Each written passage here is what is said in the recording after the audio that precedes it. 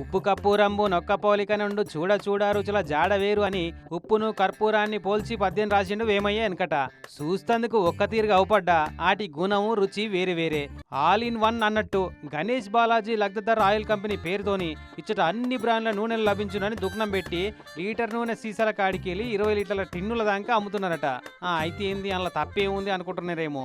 పైన అంటేసిన నూనె కంపెనీల బ్రాండ్ల స్టిక్కర్లు మాత్రమే వేరే, కానీ లోపట ఉండే నూనె మాత్రం అన్నిట్లల్లా సేమ్ టు సేమ్ ఉంటది. ఫేమస్ బ్రాండ్ కంపెనీల తాన కొంత సరుకు కొంటారట. కొన్న ఆ డబ్బాలలోకి వెళ్ళి సగం పడ నూనె తీసి కింద ట్యాంకర్లల్లా డ్రమ్ములల్లా నిల్వ చేసి పెట్టుకున్న లూజ్ ఆయిల్ ను కలిపి మళ్ళా ఏర్పాటు కాకుండా అచ్చం ఒరిజినల్ బ్రాండ్ కంపెనీల పేర్లున్న స్టిక్కర్లు అంటేసి సీల్ చేసి డీలర్లకు అంటగడుతున్నారట. ఇక అవి ఒరిజినల్ బ్రాండ్ల నూనెలే కావచ్చని డీలర్ల తన దుకాణంలోళ్ళు, ఆ దుకాణంలో అమ్మే నూనెలు సొక్కమే కావచ్చని కస్టమర్లు కొనుక్కపోవడం కామన్ అయిపోయింది. మరి south east task force police వాళ్ళకు ఎట్లొచ్చిందో డౌట్ గాని లోపలి పోయి చూస్తే లేబుల్లు లొసుగులన్నీ బయటపడ్డాయి. ఇక చూడు ఖాళీ బాటలు టిన్నులు వాటి క్యాపులతో సహా తయారున్నాయి ప్యాకింగ్ చేస్తందుకు. లెక్కకైతే ఇవన్నీ నూనె తయారయ్యే మ్యానుఫ్యాక్చరింగ్ కంపెనీలో తానే ఉండాలి, కానీ అన్ని తీర్ల బ్రాండ్ల నూనెలన్నీ ఇళ్ళనే తయారు చేస్తున్నారు.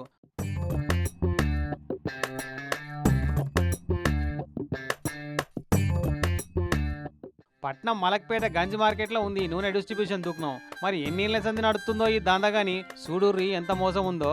చెట్టు పేరు చెప్పి కాయలమ్మినట్టు బ్రాండెడ్ కంపెనీల పేర్లు స్టిక్కర్లు అంటేసి నాసిరకం నూనెలు అమ్ముకుంటా మంది పానాలు పాడు చేస్తున్నారు ఈ పనికిమాలోళ్ళు. అసలు ఈ పెంట పనిలో పొత్తున్నోళ్ళందరి ఇళ్లకు ఇదివర సంది ఇదే నాసిరకం నూనె వాడే పనిష్మెంట్ ఇస్తే బాగుండు కోర్టోళ్ళు.